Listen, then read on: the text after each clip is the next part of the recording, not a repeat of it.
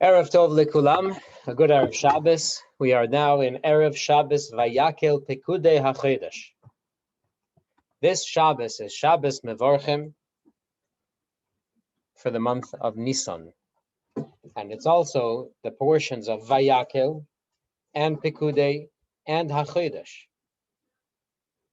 So we're taking out two Sefer Torahs this week, and it's going to be a blast. We're going to have a great time. So there's a famous joke told by those who occupy the pulpits that one time there was a friend of the Jewish community who wanted to learn more about Judaism, so he attended the synagogue. And he attended the synagogue, and he asked his friend to explain to him all the various details of the service, the meaning of everything, the significance of everything. And he saw them, sometimes they stand up and sometimes they sit down. He says, what's the significance? Well, this means, it's a more important part and this is a less important part. And he sees them open the ark and he says, what's the significance? Well, we're going to take the Torah out soon. We're going to have the Torah being read publicly. Very nice. And then the rabbi gets up on the podium. He takes his watch off and puts it on the table in front of him. And the man says, and what does that signify? And the Jew said, not a darn thing. Not one thing. That's chalemus. It's irrelevant. The two Torah portions that we'll read this week, Vayakhel Pekudei, are very interesting because there's actually not a single original thought in them. It's not fair to say. The vast majority of the verses of this Torah portion, both of them, are in fact repeating what we learned in the previous portions. In the previous portions, they're presented as commands. And in these Torah portions, they are presented as, and this is what the Jewish people did, obeying those commands, fulfilling those commands. The question is, of course, how come the Torah spends 157, how come the Torah spends two entire Torah portions repeating? Even Rashi has nothing to say, very, very little to say on this parsha. Yeah, at the beginning of Parshas Vayakhel, he says, I already explained most of this. You know what's interesting? There are some mitzvahs in this Torah portion that are mentioned. For example, the mitzvah of Parsha, the mitzvah of Shabbos is mentioned in this week's Torah portion. The mitzvah of Shabbos occupies 24 chapters of Mishnah, 157 pages of Talmud, hundreds of laws in the Rambam. In this week's Parsha, 2 sentences. But the recounting of what the Jewish people donated to the project of building the tabernacle, the Mishkan, the traveling temple in the desert, 2 entire portions, chapters and chapters, repeating everything that was already described in the previous portions. We know that the Torah doesn't like wasting words. This we know. You know that there are sages in the Talmud who read deep meaning into words that in Hebrew have no translation. There is a Hebrew word es, in modern Hebrew et. If you ask your grade school teachers, how do you translate the word et or es? There's no translation. It just introduces a noun. There are sages in the Talmud who learn volumes of meaning for each word es or et, for example. When it says God created, let's use an easier one. For example, it says honor et, I'll say it in the Ashkenazi, it's more comfortable for me. Honor es your father and es your mother. What is es your father and es your mother? Your older siblings, your grandparents, your teachers. Es means there's something else.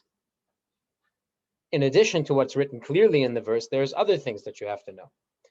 Okay, then he came to a verse that says, this one scholar, his name was Rabbi Shimon, he came to a verse that says, "Es the Lord your God you shall fear, you shall revere." And he couldn't figure out who it could possibly refer to. Who else would we be obligated to fear, right? This fear nothing but God himself. Then when the Torah says, fear Es, the Lord your God, Es meaning there's something else to add here, he couldn't figure out what it could possibly mean. And then the greatest sage of the generation showed up, Rabbi Akiva, and this younger scholar, Rabbi Shimon, was gripped with reverence, and he said, aha, figured it out. Es, revere Es, the Lord your God, includes his Torah scholars. So you have to revere God and his Torah scholars. Yeah. This week's Torah portions, both of them, are so chock full of the word Es, and nobody reads anything into them. There's no extra meaning. We learned it all last week. How is it that the Torah spends two entire portions, parshas and portions, repeating itself with hardly a new idea? Very, very strange. So, obviously, there have been many, many suggested answers to this, but the Lubavitcher Rebbe, in the year 1951, on the 27th of Adar, which was today, takes the following approach. The Rebbe said then that these two parshias teach us how to realize our dreams. That really, there is not a big distance between what we dream we can do and what we can actually do. There is not a large distance between what Hashem hoped for and what the Jewish people fulfilled. These chapters teach us that the Torah is not demanding from us things that are beyond our reach, that the Torah is not talking about things that are in the heavens, idealistic, theoretical things. The Torah is talking to us about things that all you have to do is stretch out your hand and you can reach them. Every human being lives in two worlds. In our minds, we live in a world that we dreamed up. Every detail is to our liking. In this world, we fulfill all of the things that we hope for ourselves. In this world, we achieve all the things that we set out for ourselves. And then there's the other world that we live in with our hands and our feet. Another way to put it, each of us lives in two houses. There's the house that we dreamed of, 10 bedrooms, 3 laundry rooms, 11 bathrooms, yeah, a commercial kitchen, a jacuzzi in the backyard, an indoor playground for the kids, artificial sunshine all day, all year long. This is the house we dreamed of, on Lake Erie. And then there's the other house, the house we actually live in. Because when we applied for the loan at the bank and we looked around in the community and we said, what's available here with 10 bedrooms and 11 bathrooms and 3 laundry rooms, slowly, we kind of carve away one room at a time until we end up with what we have now.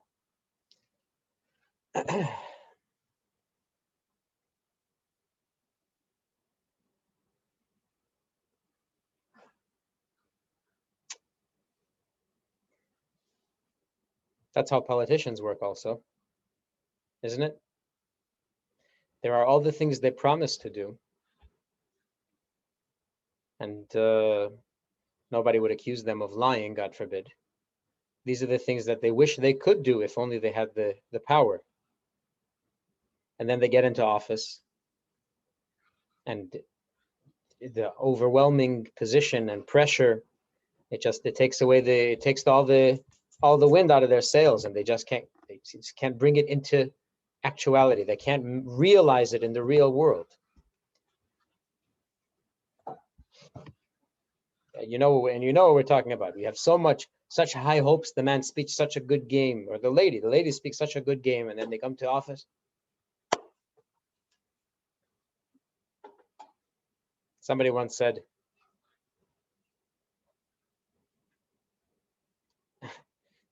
I always imagined that I would raise the best kids.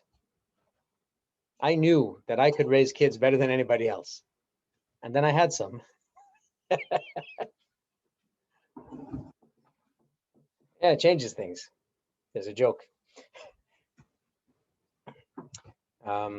Somebody went into a bakery and asked for bagels. Said, no problem. It's $2 a bagel. The guy says, $2 a bagel? It's highway robbery. I was just around the corner at the street vendor. He said he would sell me a bagel for 50 cents. So why didn't you buy from him at 50 cents? He says, he's out. He doesn't have any left. So the baker says, if I didn't have any bagels left, I would also sell you for 50 cents.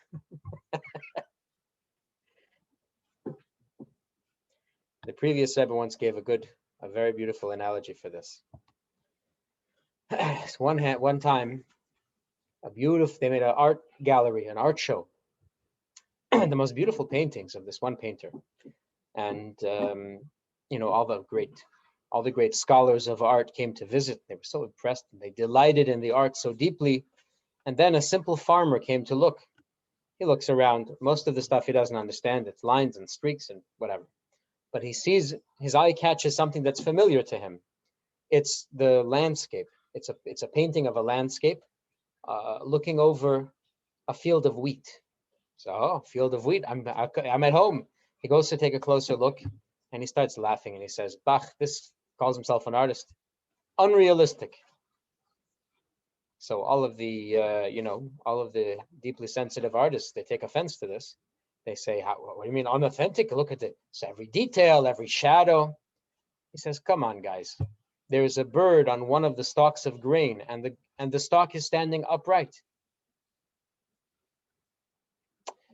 In the mind of the artist, this is realistic. But in the real world, a stalk of grain has to bend under the weight of even a little bird. So here we come to the message of our Torah portions, Vayakhel and Pekudei. There was no distance, there was no gap between the plan that Hashem had laid out for the people and the way the people fulfilled that plan. The Torah reviews each and every detail, the way the Jewish people fulfilled Hashem's plan, and we see it's exactly the way it was dreamed up. The way it was dreamed, that's the way it came to be. And that's amazing.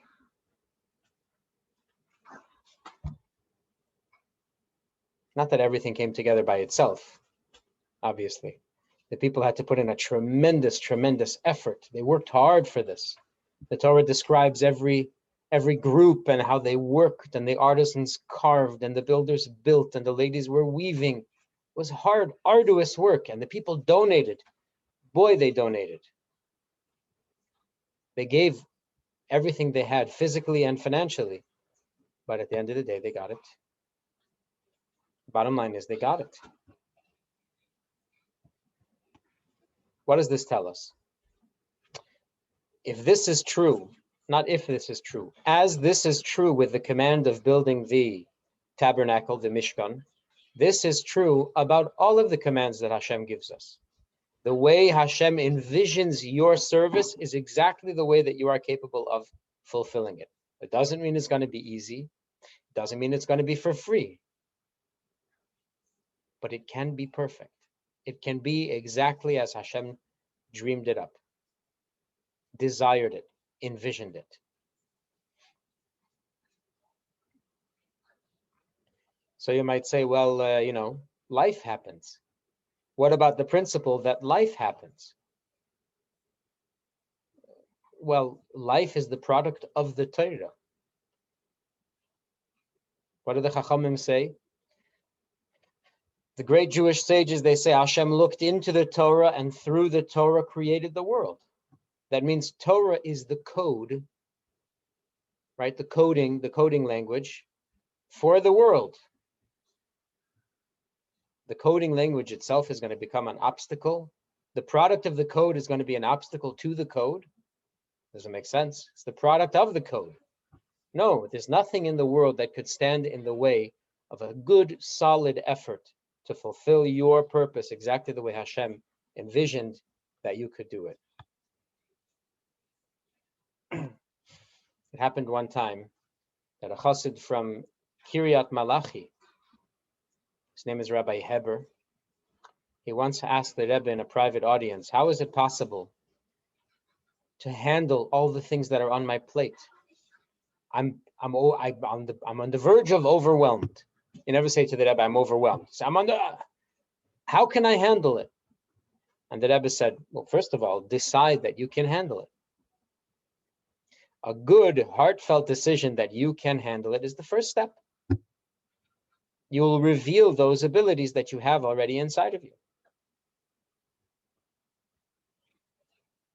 You will draw the bridge, not draw, you will drop the bridge, lower the bridge between the vision and the realization. If you'll just decide that it can be done. It's an amazing story that we heard recently that really unfolded over many, many years. In the Diamond District in Israel, there's a rabbi called Rabbi Moti Gal, passed away, unfortunately, after a long fight with a disease, with an illness. And his children, Yassi and Avi, they're taking over his Chabad house and trying to continue the activities of the Chabad house. So they took it upon themselves to refurbish, rebuild, renew, and re-energize the Chabad of the Diamond District there. And one of the things that their father left for them as part of the Chabad house is a big warehouse on, just right near the Diamond District. So what did they do? They started, this was just as Corona hit the scene, was coming out, was hitting us. They turned that warehouse into a synagogue for prayer meetings, for classes, and they started to make programming. Anyway, it wasn't so nice. It wasn't so decked out. It wasn't so pretty. It wasn't so mechubad. And so they had a hard time inviting people. They wanted to do a remodeling, They wanted to make a beautiful home for Hashem there in Ramat Gan, near the Diamond District. And but they could not imagine, these young kids, they didn't have any idea how they were going to be able to start doing it. And Hashem helps. And something amazing happens. There's a guy who calls up these boys one day. And he says, I have to tell you an amazing story. Rosh Chodesh Kislev,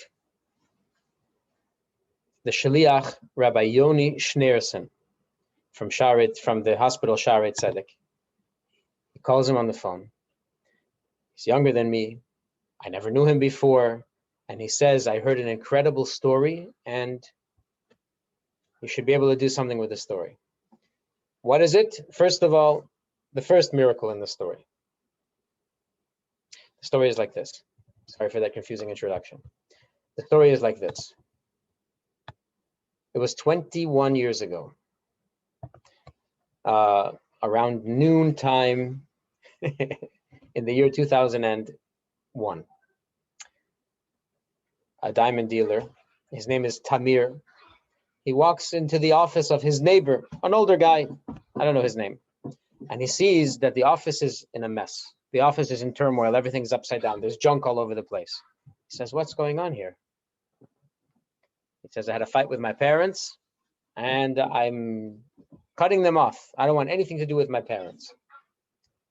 And I'm throwing away everything that I have that's related to them, that I received from them, every gift, every piece of memorabilia. Wow, he's looking around the room. He sees trinkets and toys and gifts and cards. And he looks in the trash bin and he sees a check. And this check catches his eye because it's a check from the Rebbe's office for $200. The check was written in 1989. So Tamir, he says to his friend, he's not religious, he's not observant, but had to see a check from the Rebbe in the garbage, that bothered him. And he says to his friend, do you mind if I take this? He says, take it. I have no interest in it. I don't care about it. You have it if you want. Cool. He has a check from the Rebbe for $200. 3 months later, he, Tamir, and his wife, whose name was Mayan, they were invited to have a Shabbos meal at the home of Rabbi Volpa, a shliach in Netanya. So they're thinking to themselves, what kind of gift? You're not supposed to come empty-handed. What kind of gift should we bring for the rabbi as gratitude for having us over? Maybe a bottle of wine, maybe a box of chocolates, maybe some flowers. I said, wait a minute. We have something that he would certainly be interested in. We have a check from the Rebbe for $200. Obviously, he's not interested in the dollars, but to have the check would be fantastic for the rabbi. So they gave him the check and they spared and they saved the money on a bottle of wine. Good. Okay, 15 years go by, and Tamir starts to do business internationally. He's in Moscow a lot. And there was a farbrengen in Yud Shvat,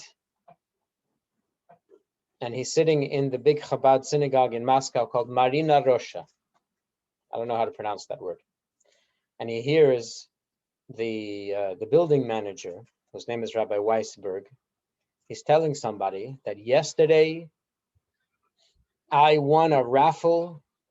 I made a raffle, and we raffled off $1 of the Rebbe, and we sold it for $4,000.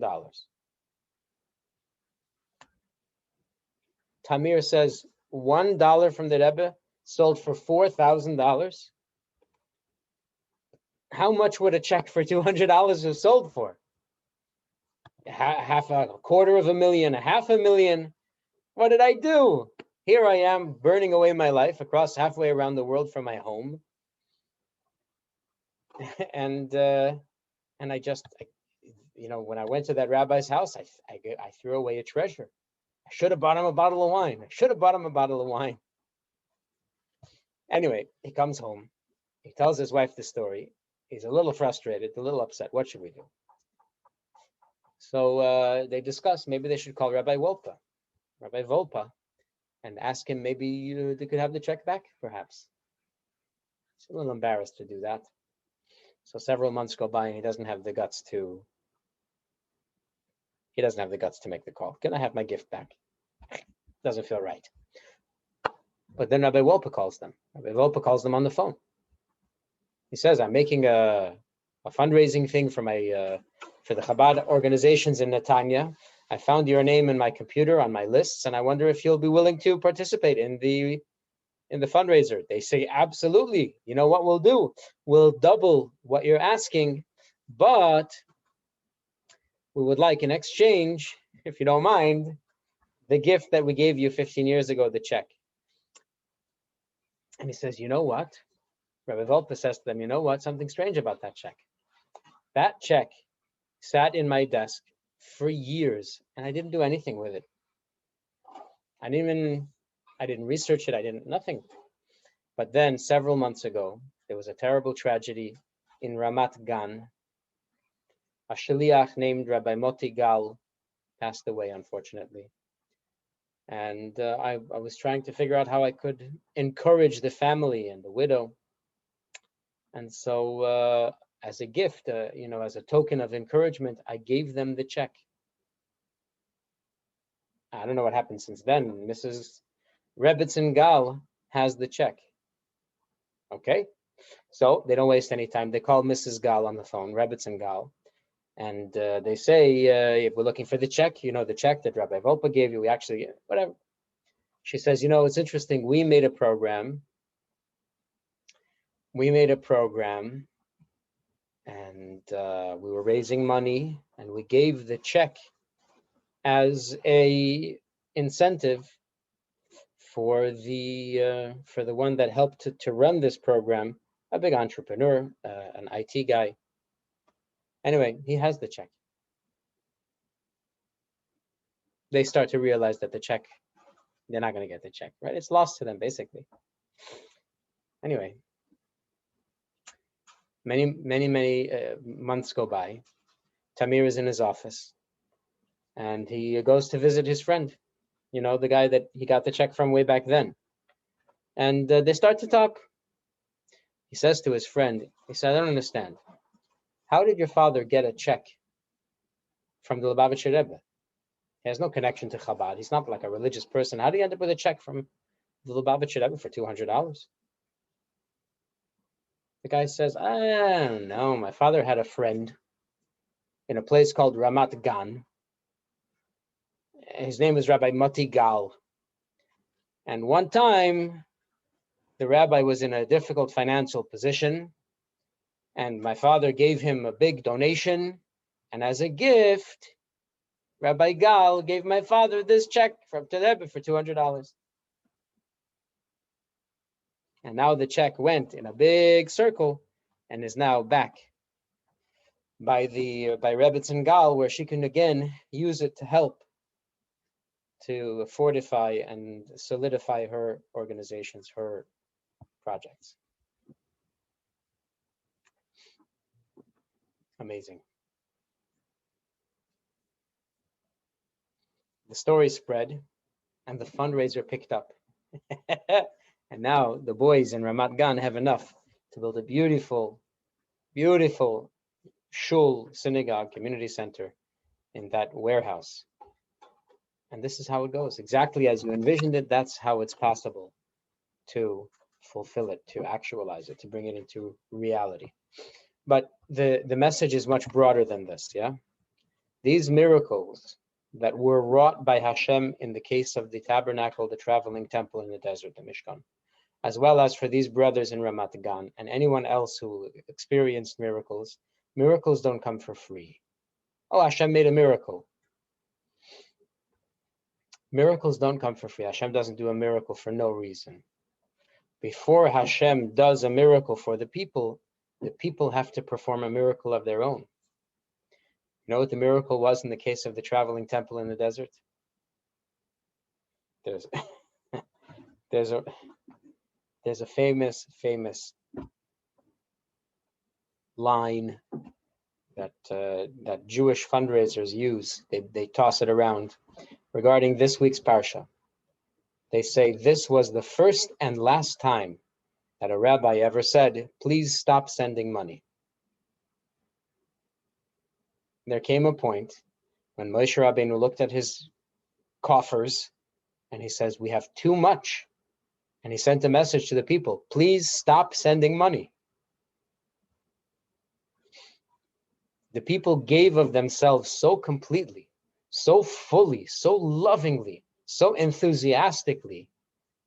It was a miracle. It was miraculous. The energy was miraculous. And then Hashem responds to that miracle, the human-made miracle, with a miracle of his own. That they were able to accomplish everything exactly as they had set out to accomplish it. So there's a similar vert that the Torah world shares, that the daughter of Paro, her name is Batya, or in the Ashkenazi Basya, she was able to retrieve the basket that held baby Moshe only through a miracle. The basket was out in the middle of the river. She was over at the edge. How was she able to reach the basket? She stretched out her hand, and Hashem stretched her hand until she could reach the basket and bring it back close to her. Question is, why did she even stretch out her hand? The basket was not in arm's reach. The basket was not within, within her grasp, nearby. It was far away, on the other side, among the bulrushes. Why would she even think to stretch out her hand? And the answer is she didn't think whether she should or shouldn't stretch out her hand. She saw a child in need, and she reached out. There's no calculation. There is a need, and I'm doing what I can. And Hashem responds by extending her arm meters and meters so that she could reach the basket and bring it back to her. When we see a need, We hear the command of Hashem. We see what has to be done in our own lives, in our families, in our communities, in our city, and in our world. We reach out and we do what we can. And we give of ourselves. And we do so enthusiastically and happily and lovingly.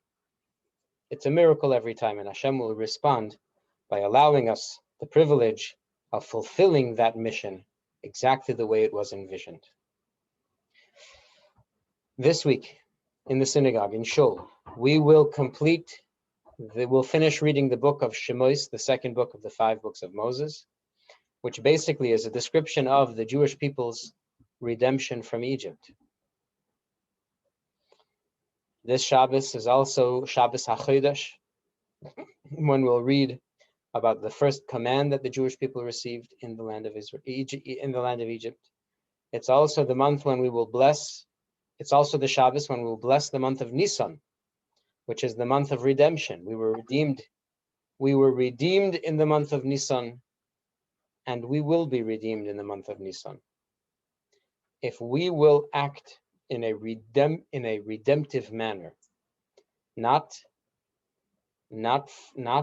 shying away from the obstacles that the world puts in our way, not shying away from the challenges that the world puts in our way, marching forward like free people, truly free people, on a mission with a focus and confidence and enthusiasm to do what we have to do, we will merit the fulfillment of that teaching from the sages, that Nisan is when we were redeemed, and Nisan is when we will be redeemed.